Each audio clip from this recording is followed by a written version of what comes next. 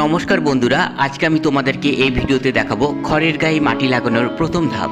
এক কথায় প্রথম পর্বে মূর্তির গায়ে মাটি লাগিয়ে কতদূর এগোনো যায়। তো যাই হোক বন্ধুরা, এটি কোনো মূর্তি নয়, এটি আমি আলাদা এবং আনকমন আইটেম বানাতে যাচ্ছি। তো অনেক দেবদেবীর মূর্তি বানিয়েছি, এবার ভাবলাম আলাদা কিছু কন্টেন্ট তৈরি করা যাক। সামনে জামাই ষষ্ঠী, সেই উপলক্ষে জামাই এবং শাশুড়িকে নতুন কন্টেন্ট হিসাবে তৈরি করে তোমাদেরকে দেখাবো। তো বন্ধুরা, এই ভিডিওতে আমি তোমাদেরকে জামাই ষষ্ঠীর দিন শাশুড়ি জামাইকে কিভাবে আদর আপ্যায়ন করে অতি যত্ন সহকারে ভোজন করায় তারই দৃশ্য বানিয়ে দেখাবো। ভিডিওটি ভালো লেগে থাকলে একটি লাইক দিয়ে আমার উৎসাহকে বাড়িয়ে দিও, আর আমার চ্যানেলে যদি তোমরা নতুন হয়ে থাকো চ্যানেলটিকে সাবস্ক্রাইব করে বেল আইকনটি অল করে আমার পাশে থেকো। ভিডিওটিকে একটি পার্টে দেখানো সম্ভব হবে না, তাই আমি ভিডিওটিকে 3-4টি পার্ট করে দেখাবো। এই ভিডিওতে অনেক কিছু বানাতে হবে, সেই জন্য ভিডিওটিকে 3-4টি পার্ট করে দেখাবো। এটি আমার প্রথম পার্ট।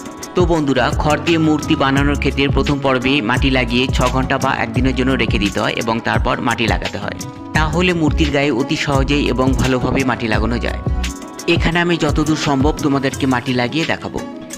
এই ভিডিওতে আমি তোমাদেরকে মাটি দিয়ে সমস্ত কিছু বানিয়ে দেখাবো। জামা কাপড় থেকে শুরু করে খাওয়া দাওয়ার সমস্ত কিছু আইটেমই আমি তোমাদেরকে মাটি দিয়ে বানিয়ে দেখাবো।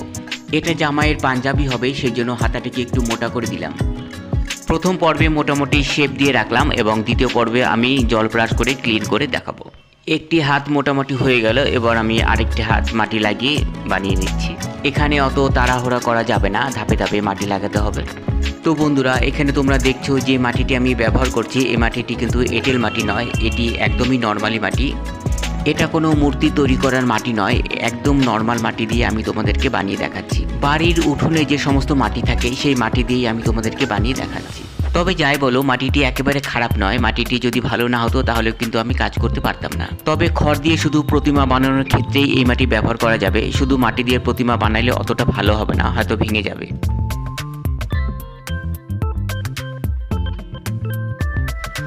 ওপরের অংশে জামাইয়ের পাঞ্জাবির দিকটা মোটামুটি হয়ে গেল, এবার আমি নিচের অংশে পায়জামার অংশটি আমি মাটি দিয়ে বানিয়ে নেব।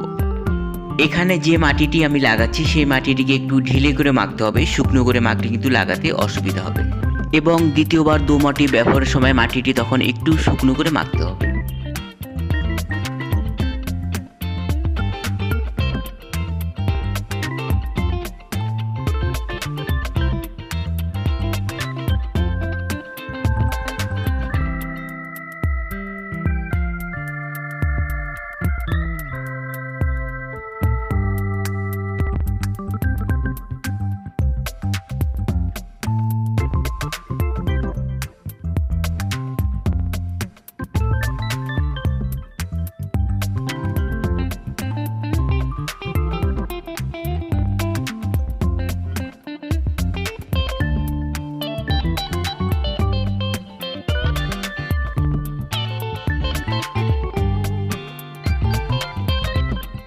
দেখো বন্ধুরা, জামাইয়ের গায়ে মোটামুটি মাটি লাগানো কমপ্লিট। এবার আমি শাশুড়ির গায়ে মাটি লাগিয়ে নেব।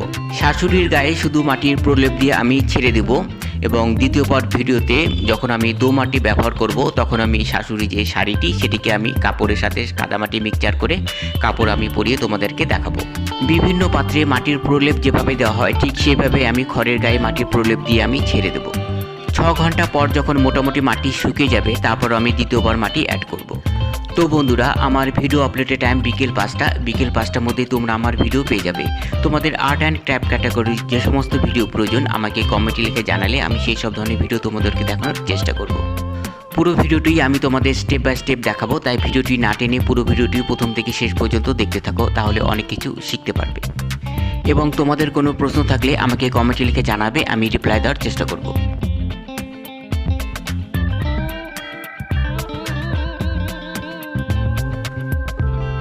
দেখো, শাশুড়ির গায়ে মাটি লাগানো কমপ্লিট। এবার আমি সামনে যে বাতা দিয়ে টাকচার করা দেখছো সেখানটা আমি খড়ের সাথে মাটি মিশিয়ে সেই জায়গাটিকে ভরাট করে দেবো।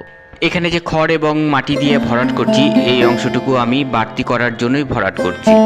যে কাঠের উপর বসিয়েছি সেই কাঠটি ছোট হয়ে গেছে, সেই জন্য এই অংশটুকু মাটি দিয়ে ভরাট করে আমি বড় করছি। কারণ এখানে থালা বাটি অনেক কিছু রাখতে হবে, সেই জন্য এই অংশটুকু বড় করছি। দেখো বন্ধুরা, জামা ষষ্ঠীর প্রথম পার্ট ভিডিও কমপ্লিট।